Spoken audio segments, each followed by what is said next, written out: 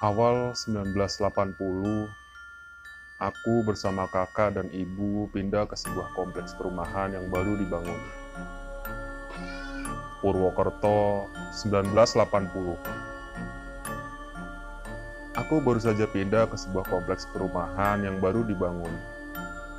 Suasananya masih sepi sekali, karena baru beberapa rumah saja yang dihuni.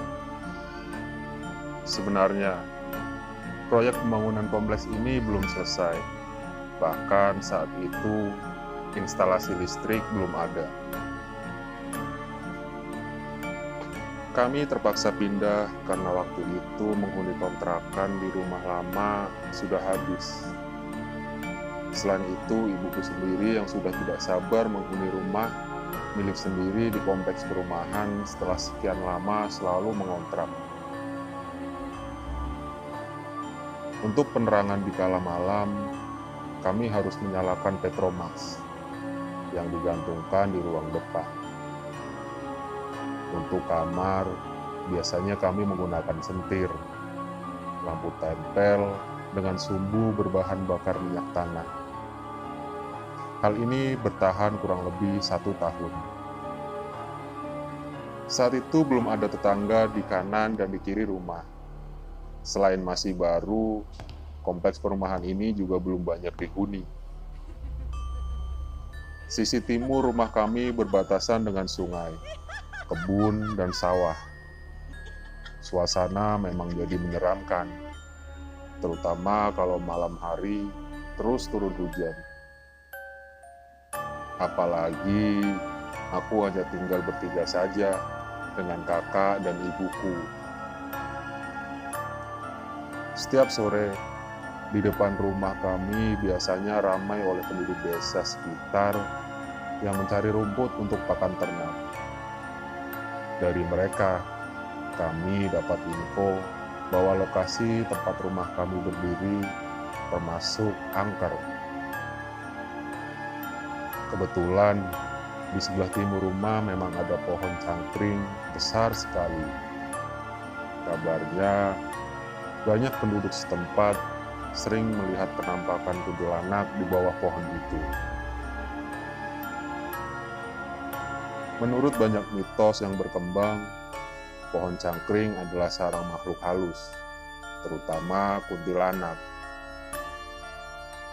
Keberadaannya yang persis di bantaran sungai yang mengalir di depan rumah kami memang makin menimbulkan suasana yang menyeramkan. Keadaan ini sedikit banyak menimbulkan keprihatinan dari om kami. Sampai suatu hari dia memberikan Srono sebagai peranti tolak bala. Sebuah wujud kebaikan yang kelak terbukti tidak mempan. Begini ceritanya. Malam itu, karena suntuk di rumah, kakak berniat untuk main ke rumah Om Joko, adik dari ibu. Rumahnya berjarak sekitar 30 menit naik sepeda motor dari kompleks perumahan kami. Dia pergi sejak sebelum maghrib. Untuk mencapai rumah Om Joko, kakak harus melewati jalanan berbatu di tengah sawah yang luas. Sebenarnya ada jalan yang lebih bagus, tapi harus memutar lewat tengah kota.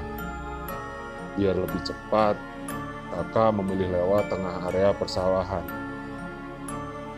Tapi, justru dari sini semua peristiwa itu bermula. Hampir tengah malam ketika dari kejauhan terdengar motor kakak digebel. Khas suara Suzuki GP 100. Aku hafal, karena motor kakak adalah satu-satunya motor di kompleks perumahan ini. Ibu sudah tertidur dari tadi. Sementara aku sendiri masih dengerin radio. Satu-satunya hiburan yang kami bisa dapatkan waktu itu. "Wan, buka pintu cepet!" Tiba-tiba pintu depan digedor kakak. Gila ini orang, main gedor pintu tengah malam. Nggak tahu ibu lagi tidur apa. Setengah kesal, aku keluar kamar. Karena pintu digedor berkali-kali, tidak lama ibu juga terbangun. Ada apa? Kayak dikejar hantu aja. Sambil membuka kunci pintu, aku menggerutuk kesal.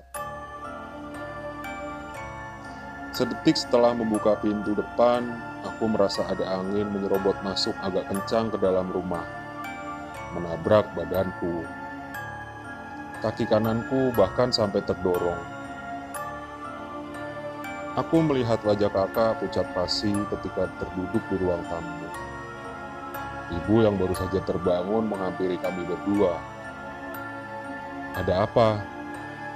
Ada sedikit kekhawatiran terlihat dari wajah ibu melihat kakak yang pucat dan tubuhnya gemetar.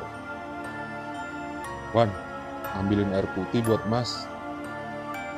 Aneh, gak biasanya Mas Denny kelihatan ketakutan setengah mati. Batinku agak terganggu ketika sambil setengah berlari mengambil air putih di dapur. Mas Denny sejak kecil dikenal pemberani. Sebelum tinggal di perumahan ini, kami tinggal di sebuah rumah kontrakan yang berbatasan dengan area pemakaman. Hanya dipisahkan oleh sungai selebar 2 meter. Ketika masih tinggal di rumah lama dekat kuburan, dia sering pulang ke rumah malam-malam melewati area itu. Tidak jarang siang hari sepulang sekolah, dia main petak umpet dengan teman-temannya di area itu. Ngumpetnya di dalam keranda. Ibu sampai sering marah-marah kalau tahu kelakuannya itu, dan agak lega kami sudah pindah ke kompleks perumahan ini. Kebetulan, di area pemakaman itu banyak tumbuh pohon buah-buahan. Ada mangga, manggis, dan kelapa. Rasa buahnya sangat manis, air kelapanya segar. Apa karena pupuknya adalah jasad yang tertanam di bawahnya?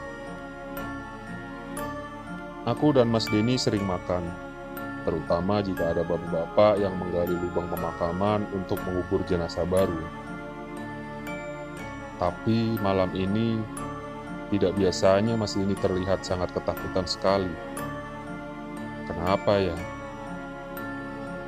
Aku sorongkan segelas air putih buat Mas Denny setelah sebelumnya dibacakan doa oleh ibu. Sejak datang tadi, belum sepatah kata keluar dari mulutnya. Padahal sudah beberapa kali ibu melontarkan pertanyaan yang sama. Kamu kenapa, Den? Setelah meneguk air putih sampai setengah gelas, dia mulai bercerita. Kali ini dia jauh lebih tenang. Mungkin karena efek doa ibu. Sudah larut malam ketika Mas Denny pamitan dari rumah Om Joko. Awalnya, Om Joko minta supaya Mas Denny nginep di rumahnya saja, karena sudah terlalu malam dan jalanan sudah sangat sepi. Tapi Mas Denny bersikukuh, katanya kasihan yang di rumah, nungguin. Iya, tapi jangan lewat Bruk Menceng. Mending muter saja lewat stasiun, kata Om Joko kepada Mas Denny. Wah, jauh banget Om. Aku sudah sering lewat situ, aman kok. Ya udah, semoga nggak ada apa-apa. Salam buat ibu. Om Joko tidak bisa lagi mencegah Mas Denny. Di tengah area persawahan tempat jalan pintasan menuju rumah Om Joko memang ada jembatan.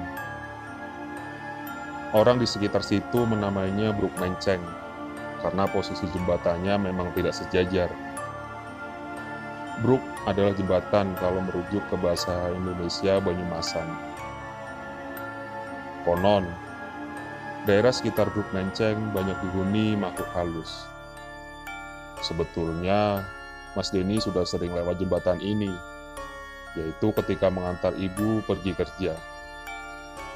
Namun baru sekali ini dia melewati Bruk Menceng di malam hari. Suasananya beda banget. Mas Denny tidak terlalu cepat memacu kendaraannya. Malam itu, dia tidak merasa takut. Cuma gelisah saja kalau ada begal. Bakal sangat bahaya kalau dia ngebut di jalanan yang kurang rata lalu dihantam begal secara tiba-tiba. Jadi, sepeda motornya dipacu pelan. Selang beberapa menit kemudian, sampailah dia di jalan pintasan. Beberapa meter berjalan, tiba-tiba ada sosok perempuan mengadang. Persis duduk di bruk menceng. Sebetulnya, Mas Denny agak curiga juga dengan sosok perempuan yang tiba-tiba muncul di depannya. Namun sekali lagi, saraf takut Mas Denny memang agak tumpul.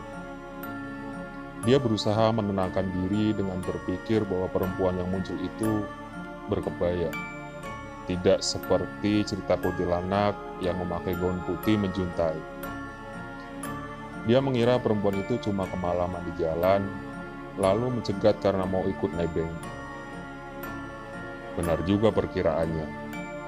Perempuan itu mencegat karena mau nebeng. Sekalian pulang katanya. Karena merasa iba melihat perempuan berjalan sendiri malam-malam di tengah sawah, Mas Denny mempersilahkan dia ikut. Bahkan dia berniat untuk mengantarkannya pulang. "Dari mana, Mbak, malam-malam begini?" kata Mas Denny setelah si perempuan berkebaya itu membonceng. "Saya dari Bobosan, Dek." "Adek dari mana?" "Dari rumah Pali saya di Kober," jawab Mas Denny. "Oh, Kober. Sebelah mananya makam?" Perempuan itu lalu bertanya lagi. Mas Denny sama sekali nggak menaruh curiga waktu perempuan itu menggunakan kuburan sebagai patokan alamat. Mungkin karena dulu Mas Denny juga pernah tinggal di dekat kuburan. Padahal wilayah Kober itu luas dan banyak terdapat gang menuju desa dan kompleks perumahan. Kenapa bukan nama gang yang dijadikan acuan? Bahkan dengan cueknya Mas Denny balik bertanya, "Mbak tinggal di Bobosan sebelah mana?" "Saya di dekat lapangan, Dek," jawab perempuan itu datar. Sebuah jawaban yang aneh. Lapangan itu dikelilingi oleh perkampungan dan kompleks perumahan. Persis di sebelah timurnya adalah kuburan. Lalu, dekat lapangan sebelah mana? Mas Denny juga tidak berkeinginan mencari tahu lebih jauh. Buat dia, ini hanya pertanyaan basa-basi saja. "Kalau boleh tahu, mau kemana, Mbak?" Jalan lintasan tengah sawah ini panjangnya kurang lebih 3 km dan tidak ada persimpangan. Persimpangan ada di ujung desa, ditandai pertigaan jalan yang sudah beraspal. "Saya mau ke Purwosari, Dek." "Adik sendiri mau kemana? Bisa sekalian antar saya." "Kebetulan kita satu arah, Mbak. Nanti saya antar. Purwosari sebelah mana?" "Nanti saya tunjukkan jalannya, Dek." Tanpa terasa, mereka sudah sampai ke ujung desa. Dari pertigaan jalan, Mas Denny ambil arah kanan untuk menuju Purwosari, desa di mana kompleks perumahan kami berada. Kali ini jalanan mulai beraspal. Beberapa kali Mas Denny sempat berpapasan dengan kendaraan lainnya. Dia tidak mempedulikan klakson dari beberapa kendaraan yang dibunyikan saat berpapasan dengannya. Sampai di jembatan besar yang menjadi batas dua desa, perempuan itu minta Mas Denny untuk berhenti sebentar. Sudah begini, Mas Denny masih gak curiga juga. Malah dia ikut turun dari kendaraannya karena saat itu kebelet pipis. Mas Denny menepi lalu turun dari kendaraan dan mencari lokasi yang memungkinkan untuk membuang hajatnya. Sementara perempuan itu menyeberang ke sisi jalan yang lain. Sekitar 10 menit menunggu, perempuan itu belum juga kembali. Mas Denny berpikir apa rumah dia di sekitar sini. Karena dalam pandangannya, ada beberapa rumah yang berada di dekat jembatan itu. Tapi, masa pergi begitu saja, batin Mas Denny. Sudah, Dik. Ayo. Tiba-tiba perempuan itu sudah ada di belakangnya. Entah dari mana datangnya. Baru pada saat ini, Mas Denny mulai curiga. Pertama, karena dia baru kali ini melihat ada beberapa rumah di dekat jembatan. Padahal hampir tiap hari dia lewat jalan itu, dan yang ditemuinya hanya kebun. Kedua, kalau ada bangunan, harusnya itu adalah tempat selipan padi. Ketiga, keberadaan perempuan itu yang tiba-tiba saja ada di belakangnya, itu membuat aneh suasana. Namun Mas Denny masih berusaha menepis rasa takutnya. Oh iya Mbak, dari tadi kita belum kenalan. Saya Denny, nama Mbak siapa? Saya Arum Dek, jawab perempuan itu singkat. Arum, nama Mbak sama seperti nama nenek saya. Tapi beliau sudah meninggal waktu ibu saya masih remaja. Lanjut Mas Denny. Arum sendiri tidak menanggapi apa yang baru dikatakan Mas Denny. Mereka lalu melanjutkan perjalanan ke Purwosari yang jaraknya sudah semakin dekat. Sampailah mereka di sebuah pertigaan, lalu Mas Denny menanyakan arah yang harus diambil untuk mengantarkan perempuan itu. Selanjutnya, seperti terhipnotis, Mas Denny mengikuti petunjuk arah yang dikatakan perempuan itu. Hingga tiba-tiba tanpa terasa, dia masuk ke kompleks perumahan. Dan tidak lama sampai di depan rumah. Rumah kami. Lalu, di mana perempuan itu sekarang? Ibu bertanya. Sepertinya penasaran sekali mendengar cerita Mas Denny. Lalu beliau keluar menuju teras, diikuti aku dan Mas Denny. Ibu menyapukan pandangannya ke sepanjang jalan di depan rumah kami. Lalu pandangannya terpaku pada sosok perempuan yang tengah berdiri di depan sebuah rumah yang belum selesai dibangun. Dia mengenakan kebaya dan sanggul khas perempuan Jawa pada zaman dulu. Ibu, tiba-tiba saja ibu mengucap kata itu. Mata beliau berkaca-kaca, menampakkan keharuan yang teramat sangat. Kami melihat perempuan itu tersenyum sambil mengangguk. Apakah yang berdiri di depan rumah itu nenek? Ada kerinduan yang bisa aku rasakan di antara mereka. Nenek meninggal saat ibuku masih berusia remaja. Sudah lama sekali mereka terpisah. Tak lama setelah kami bersama membacakan doa, bayangan nenek menghilang. Aku peluk ibuku yang masih sedikit terguncang dengan kejadian ini. Kami bertiga lalu masuk ke dalam rumah. Ketika melangkah mendekati rumah, ada suara angin berderu berasal dari dalam rumah. Belum reda guncangan yang kami bertiga terima, guncangan lain datang. Ruang tamu kami tiba-tiba berantakan. Beberapa perabot juga terjungkal. Di dalam rumah yang tiba-tiba berantakan, kami melihat sosok perempuan berkebaya. Dia duduk di kursi ruang tamu, satu-satunya kursi yang masih berdiri, dengan sangat anggunnya. Kami sudah menduga kalau almarhum nenek datang lagi. Sebelum sosok berkebaya itu tertawa sinis, diikuti deru angin dari dalam rumah. Perempuan berkebaya itu keluar dari rumah kami lalu menghilang diiringi kabut yang berputar ke atas.